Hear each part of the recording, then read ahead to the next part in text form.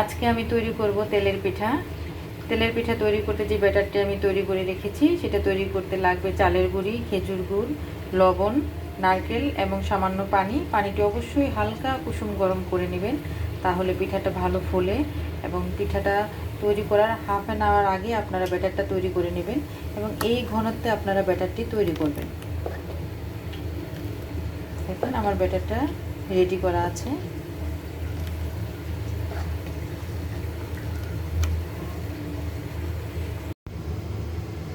আমি তেলটা প্রথমে গরম করে নিয়েছি, এখন আমি পিঠার ব্যাটারটা দিয়ে দিচ্ছি।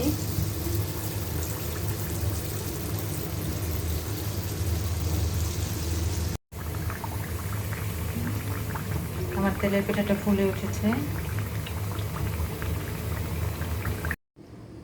আমার পিঠা তৈরি হয়ে গেছে। আজকে বৃষ্টির দিন ছিল, তাই তেলের পিঠা বানিয়েছিলাম। বৃষ্টির দিনে গরম গরম তেলের পিঠা খেতে খুব ভালো লাগে। রেসিপিটি আপনারা অবশ্যই ট্রাই করবেন এবং আমাদের পেজটিকে ফলো দিয়ে লাইক শেয়ার দিয়ে পাশে থাকবেন।